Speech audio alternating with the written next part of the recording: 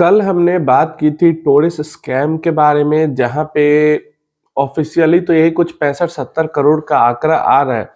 लेकिन एक इंटरव्यू में देख रहा था एनडीटीवी पे, वहाँ पे एक सिंगल बंदे ने वेजिटेबल का बिजनेस था उसका, उसने 4.5 करोड़ रुपए इन्वेस्ट किए थे उस टोरिस स्कैम के अंदर में। एक सिंगल बंदे ने, मतलब उसने अपने बिजनेस पे 2-2.5 करोड़ लोन ले लिया।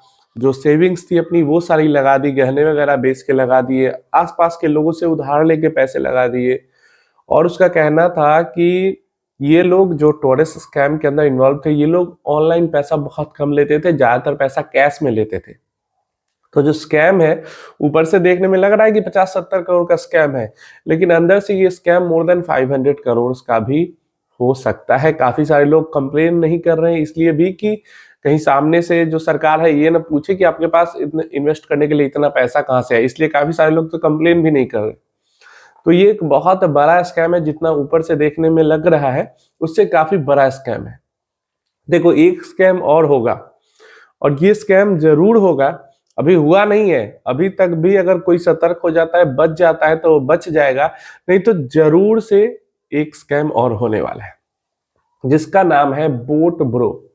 अब ये बोट ब्रो मुझे पता नहीं था क्या है, कमेंट में बार बार आते रहता था, लेकिन जब ये टोरिस स्कैम हुआ उसके बाद मैंने बोट ब्रो को, अब कमेंट में लगातार आ रहा है तो मैंने सोचा चलो देखते हैं, और मैंने ज्यादा कुछ मुझे देखने की जरूरत भी नहीं पड़ी और मुझे समझ में आ गया कि ये स्कैम है।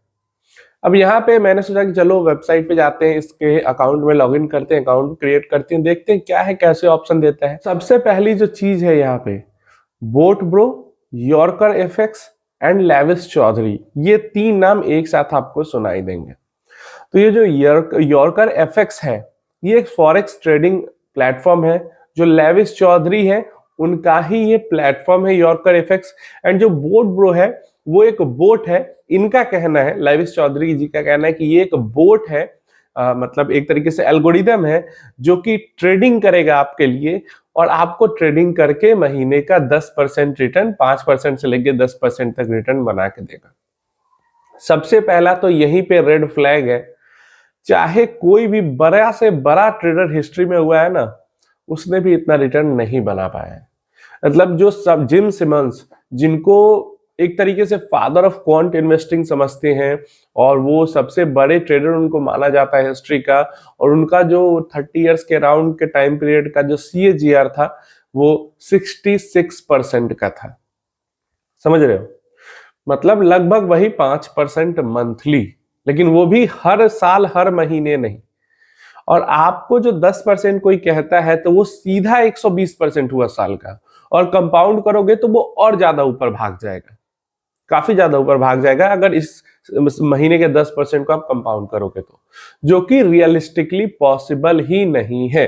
अगर ऐसा कुछ पॉसिबल होता बनाना, तो इतने बड़े बड़े पैसे वाले मिलेनियर्स बिलेनियर्स लोग हैं, क्या वो अपने लिए, ठीक है उतना सारा पैसा वो ट्रेडिंग में नहीं लगा सकते थे, लेकिन अपने लिए एक बोट नहीं बना सकते थे? रिसर्च करके कर सकते थे ना, और अपना कुछ पैसा उसके अंदर इन्वेस्ट करके और तेजी से ग्रो कर लेते।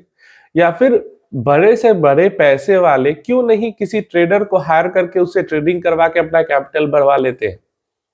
करवा सकते हैं, बहुत पैसा है बहुत सारे लोगों के पास, लेकिन वो नहीं करते। क्यों नहीं करते? क्योंकि वो समझदार है, उनको पता है कि ऐसा कुछ होता नहीं है। तो सबसे पहला तो रेड फ्लैग स्कैम आपको यहीं पे दिख जाता है, जब आपको महीने का 10% एवरेज अगर बात की जाती है, तो वहीं पे आपको स्कैम। ये पॉसिबल ही नहीं है कि ट्रेड करके हर महीने 10% निकाल लिया जाए। सेकंड, आपको एक, अगर आप समझना चाहो तो समझ सकते हो, जो आरबीआई ने लिस्ट निकाला था 1-2 बार फॉरेक्स ब्रोकर के नाम पे जो स्कैम चल रहा है उसका, तो उन ब्रोकर्स के अंदर में यॉर्कर एफएक्स का भी नाम था।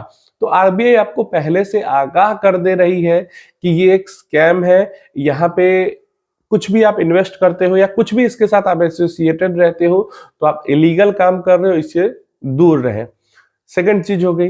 तीसरी चीज, जब आप लॉग इन करने की कोशिश या रजिस्टर करने की कोशिश करते हो तो आप रजिस्टर ही नहीं कर सकते हो बोट ब्रो पे। आप इनके सिंडिकेट के साथ जुड़े नहीं हो तो आप रजिस्टर ही नहीं कर सकते हो।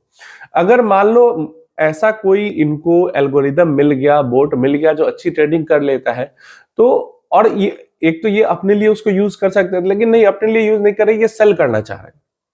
तो जब ये सेल करना चाह रहे हैं तो इसको एमएलएम स्कीम की तरह क्यों सेल कर रहे हैं? ये आप समझ सकते हो कि एमएलएम मल्टी लेवल मार्केटिंग की तरह ही क्यों इसको सेल किया जा रहा है? क्योंकि जब आप रजिस्टर करने जाओगे तो वहां पे आपको एक रेफरल आईडी डालनी पड़ेगी, जो पहले से कोई रजिस्टर है वहां पे उसका, और उसके नीचे आपको लेफ्ट में या राइट में ज्वाइन करना पड़ेगा। इसके बिना आप डायरेक्टली ज्वाइन ही नहीं कर सकते हो। बहुत सारे फॉरेक्स ब्रोकर है जहां पे आप डायरेक्टली ज्वाइन कर सकते हो बिना रेफरल आईडी के भी, लेकिन यहाँ पे बिना रेफरेंस के आप ज्वाइन ही नहीं कर सकते हो।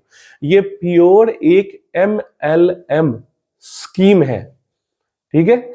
और 100% आज नहीं तो कल ये कंपनी बंद होगी और लोगों का पैसा लेके भागेगी। यहाँ पे आपको प्रॉमिस किया जाता है $125 की पहली फीस होती है, और वहां पे आपको प्रॉमिस किया जाता है कि अप टू 10% तक आपको मंथली रिटर्न मिल जाएगा।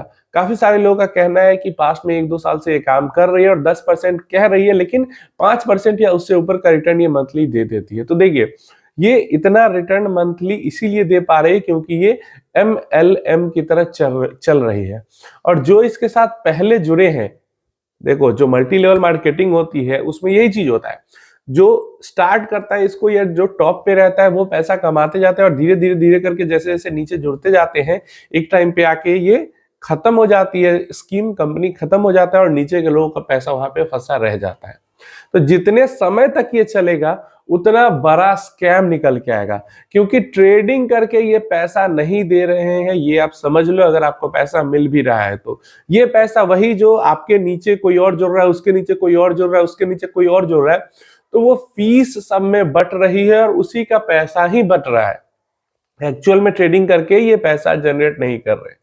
तो अगर आपने पैसा इन्वेस्ट किया है और किसी तरीके से, अब क्योंकि इसमें मेरा अकाउंट नहीं बन पाया इसलिए क्या इसका आगे का प्रोसेस है मैं नहीं देख पाया, लेकिन अगर आपने इसके अंदर पैसा इन्वेस्ट किया है तो जल्दी से जल्दी इसके अंदर से निकल जाना, अगर आपको एग्जिट करने का मौका मिल रहा है या एग्जिट करने का ऑप्शन मिल रहा है तो।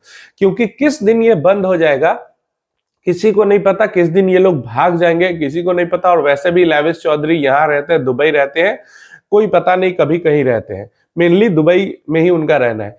तो और उसके अलावा भी आरबीआई आपको पहले से इसके लिए वार्न कर चुकी है। तो अगर आपका पैसा स्कैम हो जाता है यहाँ पे तो आप किसी को कंप्लेन भी नहीं कर सकते, और कंप्लेन कर भी दोगे तो कोई कुछ नहीं करेगा, आपका पैसा डूब जाएगा। क्लियर है? जैसे टोरेस वाले स्कैम में तो फिर भी एक ज्वेलरी शॉप थी और उसने स्कैम किया तो वहां पे कंप्लेन वगैरह हुई तो कुछ होगा भी वहां पे, लेकिन यहाँ पे तो सरकार पहले से आपको कह रही है कि ये चीज स्कैम है, यहाँ पे पैसा नहीं डालना, और फिर भी आप वहां पे पैसा डाल रहे हो, तो यहाँ पे तो सिर्फ और सिर्फ आपकी गलती होगी। तो बोट ब्रो एक प्योर एमएलएम स्कैम है। यहाँ पे कोई ये लोग ट्रेडिंग करके पैसा नहीं बना के देते हैं। थोड़ी सी आप कॉमन सेंस इन्वेस्ट लगाओगे, मतलब कॉमन सेंस थोड़ा सा इन्वेस्ट करोगे तो आपको समझ में आ जाएगा कि रिटर्न का जो वादा कर रहे हैं वो स्कैम है। अगर इनके पास कोई ऐसा बोट है तो ये खुद फायदा उठाते या डायरेक्टली सेल करते, और रिटेलर के पास तो बिल्कुल नहीं आता ये बोट, जाता ऊपर एचएनआईज के पास। लेकिन रिटेलर के पास जब सेल कर रहे हैं तो भी ये इसको एमएलएम की तरह सेल कर रहे हैं।